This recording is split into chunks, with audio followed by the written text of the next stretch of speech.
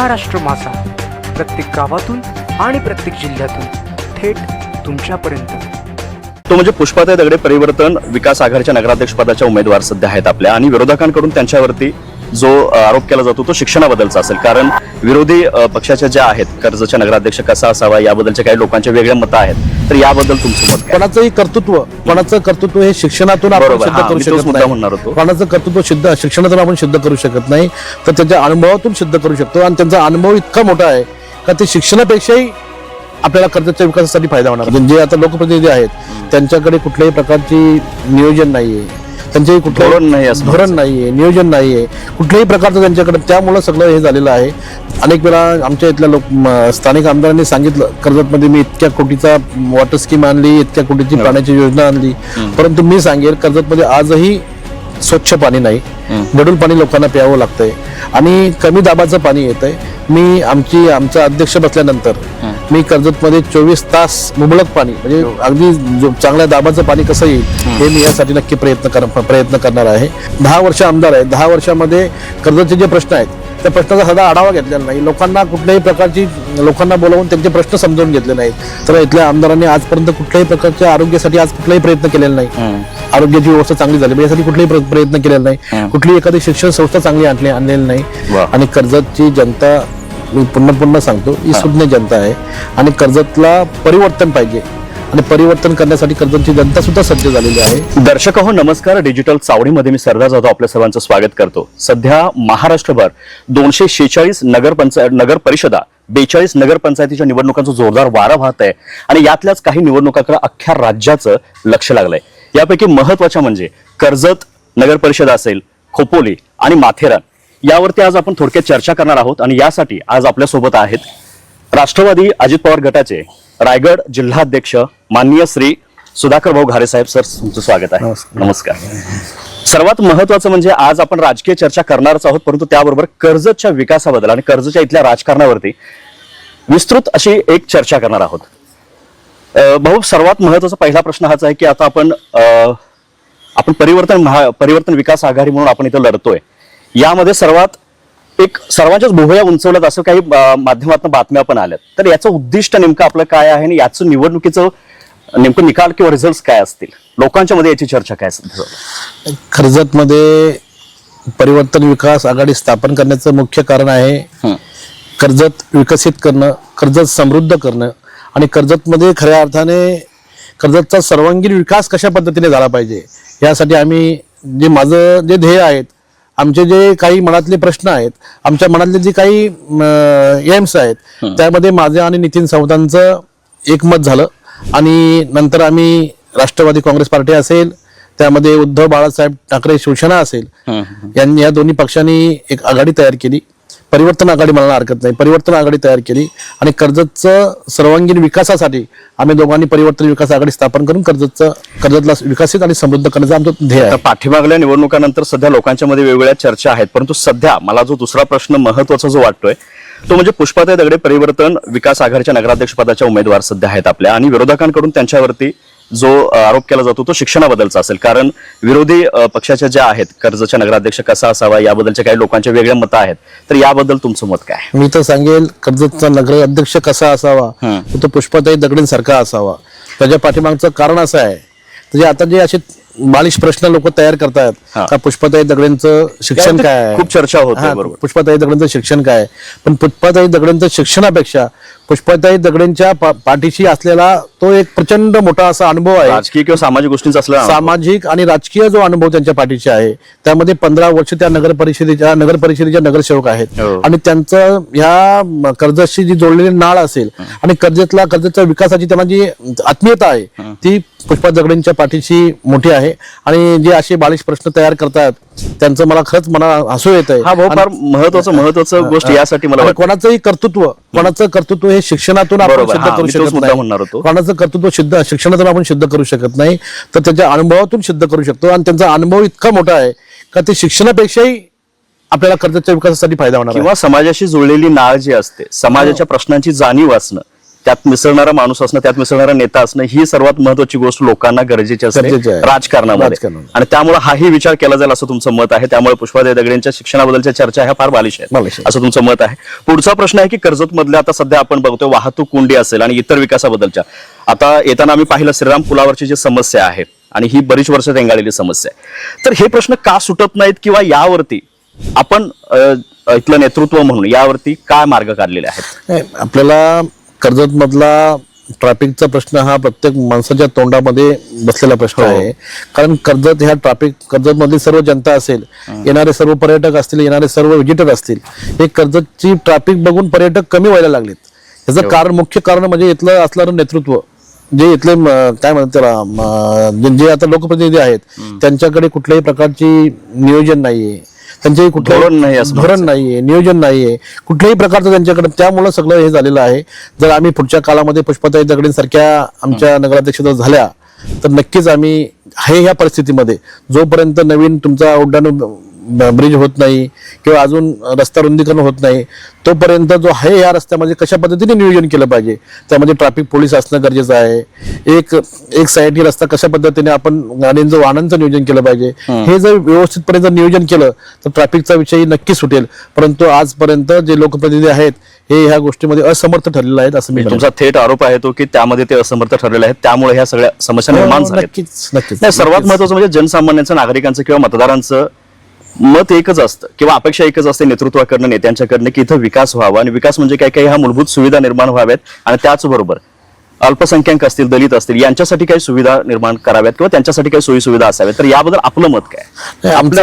आम्ही एकच ध्येय, नितीन दादा सावंत असतील, मी स्वतः असेल, आमचे दोन परिवर्तन विकास आघाडीचे सर्व प्रमुख पदाधिकारी असतील आणि आमच्या राष्ट्रवादी काँग्रेस पार्टी असेल, उद्धव बाळासाहेब ठाकरे शिवसेना असेल, आमचा एकच ध्येय आहे का सर्वांगीण विकास कर्जतचा झाला पाहिजे, सर्व जाती घटकांचा विकास झाला पाहिजे. त्यामध्ये प्रत्येक जाती समाजाला आपल्याला चांगल्या पद्धतीचं समाज मंदिर दिलं पाहिजे, त्या मुलांना चांगली स्कॉलरशिप मिळाली पाहिजे, महिलांसाठी संरक्षण झालं पाहिजे. या सर्व समाजाचं ह्यामध्ये हम सब आहे की ह्या हिशोबाने आपण काम केलं पाहिजे. आणि मी तर तुम्हाला सांगेल का मी माझं नेतृत्व सिद्ध करण्याची वेळ आली तेव्हा करेनच, परंतु नगरपालिकेला आमचा नगराध्यक्ष जेव्हा बसेल तेव्हा ह्या गोष्टीचे प्राधान्याने त्या गोष्टी असतील ते पूर्ण होतील. त्यामध्ये अल्पसंख्याक असू द्या, आदिवासी असू द्या, अजून सर्व कुठला जातीवादक असू द्या, त्यामध्ये सर्वांना समंतीची भावना, समंतीची वागणूक देऊन चांगल्या पद्धतीने कर्जतचं राजकारण करण्याचं आम्ही काम करू. याच प्राधान्यामध्ये आरोग्य असेल किंवा स्वच्छतेच्या गोष्टी शहराच्या सगळ्यात महत्वाच्या आहेत, नागरिकांसाठी तेही महत्वाचं आहे. आता सध्या इथं ती एक दुरावस्था आपल्याला पाहायला मिळते किंवा नागरिकांमध्ये तीही एक निराशा आहे, चर्चा आहे. तर आपलं याबद्दलचं धोरण किंवा आपल्या आघाडीचं काय याबद्दलचं मत असणार आहे? मी आपल्याला प्रथम सांगितलं का कर्जतमध्ये सर्वांगीण विकास झाला पाहिजे. त्यामध्ये शिक्षणाची व्यवस्था असेल, आरोग्याची व्यवस्था असेल. आपल्याला कर्जतमध्ये अनेक वेळा आमच्या इथल्या स्थानिक आमदारांनी सांगितलं कर्जतमध्ये मी इतक्या कोटीचा वॉटर स्कीम आणली, इतक्या कोटीची पाण्याची योजना आणली, परंतु मी सांगेल कर्जतमध्ये आजही स्वच्छ पाणी नाही, गढूळ पाणी लोकांना प्यावं लागतंय आणि कमी दाबाचं पाणी येतंय. मी आमचा अध्यक्ष बसल्यानंतर मी कर्जतमध्ये 24 तास मुबलक पाणी म्हणजे अगदी चांगल्या दाबाचं पाणी कसं येईल हे मी यासाठी नक्की प्रयत्न करणार आहे. आणि आपण जर बघितलं असलं आरोग्याची व्यवस्था एकदम ढासळलेली आहे. आमच्या इथल्या लोकप्रतिनिधींनी असेल तर कधी आजपर्यंत त्या गोष्टीचा आढावा सुद्धा घेतलेला नाही. 10 वर्ष आमदार आहे, 10 वर्षामध्ये कर्जतचे जे प्रश्न आहेत त्या प्रश्नाचा साधा आढावा घेतलेला नाही. लोकांना कुठल्याही प्रकारची बोलावून त्यांचे प्रश्न समजून घेतले नाहीत. पुढच्या काळामध्ये तुम्ही फक्त मला कर्जतच्या जनतेवर माझा विश्वास आहे, कर्जतची जी सुज्ञ जनता आहे या सुज्ञ जनतेवर माझा विश्वास आहे. ते आमच्या हातात एक हाती सरकार सत्ता आमच्या हातात देतील आणि कर्जतमधले जे आरोग्याचे प्रश्न असतील, शिक्षणाचे प्रश्न असतील, तुमच्या पाण्याचा प्रश्न असेल, ट्रॅफिकचा प्रश्न असेल आणि जो सर्वात महत्वाचा म्हणजे आमचा लोड शेडिंगचा प्रश्न असेल, हा सुद्धा आमच्या कर्जतमध्ये मोठा प्रश्न आहे. अनेक वेळा आमच्या इथे एक संघर्ष समिती आहे आणि संघर्ष समितीचे अध्यक्ष मला वाटतं आमचे ते जे ऍडव्होकेट कैलासजी मोरे साहेब आहेत, त्यांनी अनेक वेळा संघर्ष समितीच्या माध्यमातून असे प्रश्न मांडण्याचं काम केलं. परंतु लोकप्रतिनिधींनी त्याला सपोर्ट करायच्या ऐवजी त्यांना डेमॉलिश कसं करायचं यासाठी प्रयत्न केले. ते अनेक वेळा उपोषणाला बसले, त्यांनी दाद मागितली, परंतु त्यांच्या कार्यावर त्यांनी प्रयत्न करून 100% त्यांच्या प्रयत्नाला यश आलंच. परंतु त्याला लोकप्रतिनिधीकडून जी पाहिजे होतं सपोर्ट पाहिजे होतो, सपोर्ट त्याला मिळाला नाही. परंतु आम्ही तुम्हाला शब्द देतो, नगरपालिकेची निवडणूक झाल्यानंतर मला विश्वास आहे पुष्पा हरिचंद्र दगडे ह्या नगराध्यक्ष होतील आणि हे जे प्रश्न आहेत, हे मूलभूत जे प्रश्न आहेत, हे मूलभूत प्रश्न सोडवण्यासाठी आम्ही कटिबद्ध असू. तुम्ही आता एक मुद्दा सांगितलात की इथली जनता सुज्ञ आहे, महत्वाचं म्हणजे इलेक्शनमध्ये खूप वेळेला असा अनुभव प्रत्येकाने येतो की आपण जरी चांगले मुद्दे घेऊन लढत असू, चांगल्या विकासासाठी धोरण ठेवून लढत असू, तरी पण काही गोष्टींना इथली जनता बळी पडते आणि त्यानंतर मग नको ते नेतृत्व पुढे येतं. तर खरंच इथली जनता असेल किंवा मतदार असतील हा विचार, चांगला विचार करून किंवा आता तुमच्या समोर जी धोरणं आहेत यांना ग्राह्य धरून मतदान करतील, मतदान होईल हा विश्वास आहे. मला कर्जतच्या जनतेवर विश्वास आहे. वा. आणि कर्जतची जनता, मी पुन्हा पुन्हा सांगतो, ही सुज्ञ जनता आहे आणि कर्जतला परिवर्तन पाहिजे आणि परिवर्तन करण्यासाठी कर्जतची जनता सुद्धा सज्ज झालेली आहे. अनेक प्रमुख जे सामाजिक क्षेत्रामध्ये काम करणारी मंडळी असेल, जे राजकीय क्षेत्रामध्ये काम करणारी मंडळी असतील, ज्यांचा राजकारणाशी कुठल्याही प्रकारचा संबंध नाही, जे वकील असतील, डॉक्टर असतील, ह्या लोकांनी सुद्धा आमच्या डोक्यावर हात, आमच्या पाठीवर हात टाकून आम्हाला सांगितलं यावेळी आपल्याला परिवर्तन घडलं पाहिजे आणि परिवर्तनासाठी आम्ही तुमच्या पाठीशी आहेत. आणि मला विश्वास आहे यावेळी 100% परिवर्तन घडेल आणि आमच्या परिवर्तन विकास आघाडीचा उमेदवार निवडून येईल. मला थोडक्यात सांगा, रस्त्यांची फार दुरावस्था, खड्ड्यांमुळे फार ऍक्सिडेंट होतात, अनेकांचे जीव गेलेत, तर याबद्दल आपल्या आघाडीकडनं काय धोरण आहे? मी तर आपल्याला सांगितले बाबा, जे अंतर्गत नगरपालिकेचा अध्यक्ष झाल्यानंतर जे कर्जत मधले अंतर्गत रस्ते असतील ते 100% आम्ही सुसज्ज करूच. परंतु अजून आम्हाला काही करता येते करण्यासाठी आदरणीय तटकरे साहेब असतील, आदरणीय अजितदादा असतील, यांच्या माध्यमातून सुद्धा काही केंद्राकडून, काही राज्य शासनाकडून आम्ही निधी आणून त्यासाठी सुद्धा आम्ही कशा पद्धतीने चांगल्या पद्धतीने रस्ते असतील, बाकी ज्या सेवा असतील, त्या सेवा सुद्धा देण्याचं आम्ही काम करू. अनेक इथल्या लोकप्रतिनिधींच्याकडनं खूप लोकांच्या मध्ये निराशा किंवा निगेटिव्ह चर्चा होताना दिसत आहेत. आपण लोकांच्या मध्ये असताय, लोकांच्या मध्ये फार मिक्स होत असतात, तर याच्यातनं काय तुम्हाला अशा गोष्टी जाणीव झाल्या की ज्या करण्यासाठी तुम्ही प्राधान्याने पुढे येणार आहात किंवा ते बदल करणे गरजेचं वाटते कर्जतसाठी? आता मगापासून तुम्ही रस्ते आणि पाणी स्वच्छतेबद्दल सगळ्यात सांगितलं, त्या व्यतिरिक्त अजून? नाही, कर्जत शहरामध्ये अशा अनेक गोष्टी आहेत का ते आजपर्यंत जे लोकप्रतिनिधी आहेत ते करण्यासाठी असमर्थ ठरलेले आहेत. ते करणं गरजेचं आहे. आपण मला अनेक प्रश्न विचारले, बाबा आरोग्याची परिस्थिती कर्जतमध्ये काय, तर इथल्या आमदारांनी आजपर्यंत कुठल्याही प्रकारच्या आरोग्यासाठी आज कुठलाही प्रयत्न केलेला नाही. आरोग्याची व्यवस्था चांगली झाली यासाठी कुठलाही प्रयत्न केलेला नाही. कुठली एखादी शिक्षण संस्था चांगली आणलेली नाही. तर आमच्या कर्जतमध्ये चांगल्या पद्धतीची शिक्षण संस्था आल्या पाहिजेत, कर्जतमध्ये चांगल्या आरोग्याची सुविधा झाली पाहिजे, कर्जतच्या लोकांना चांगली लाईटची व्यवस्था, 24 तास लोड शेडिंग न होता लाईट मिळाली पाहिजे. कर्जतकरांना काय लागते, मुबलक पाणी मिळालं पाहिजे, आणि पर्यटन आमच्या कर्जतमध्ये कसं वाढेल यासाठी आम्ही प्रयत्नशील अनेक साधनं चांगली झाली, पाण्याची आणि लाईटची व्यवस्था व्यवस्थित झाल्या तर पर्यटन ऑफकोर्स त्या पद्धतीने वाढणार आहे. आता तुम्ही शिक्षणाबद्दल बोललात, शिक्षण आणि रोजगार याही इथल्या लोकल तरुणांसाठी असेल किंवा मुलांसाठी फार महत्वाच्या गोष्टी असतात. त्यावरती इथं इतकं काम झालेलं नाही, एवढं दिसत नाही इतर शहरांच्या सारखं, तर त्याबद्दलचं आपलं धोरण? कर्जत शहरामध्ये रोजगाराचा तरुण वर्ग आहे हा रोजगाराच्या बाबतीत उदासीन आहे. कारण का अनेक वर्ष अनेक लोकांना इथल्या तरुण वर्गाने प्राधान्याने काहीतरी त्यांना निवडून देण्यासाठी आमिष दाखवली, निवडून त्या लोकांना निवडून सुद्धा दिले, त्यांनी त्यांना खोटी आमिष दाखवली, परंतु आजपर्यंत जसं म्हणावं तसा रोजगार कर्जतच्या युवकांना मिळालेला नाही. त्यासाठी सुद्धा आम्ही नक्कीच प्रयत्नशील राहू आणि प्रयत्न करू. आता सर्वांनाच माहित आहे की सुनील तटकरे साहेब आपल्या पाठीशी फार खंबीरपणे उभे असतात आणि त्यांच्या नेतृत्वानं म्हणा की तुमचं काम खूप चालतंय, तर त्याचा फायदा इथल्या विकासासाठी किंवा कर्जतच्या विकासासाठी प्राधान्याने काय होऊ शकतो का किंवा होणार आहे? आता कसं आहे, आदरणीय तटकरे साहेबांचा माझ्यावर असलेला विश्वास हा माझ्यासाठी अभिमानास्पद आहे.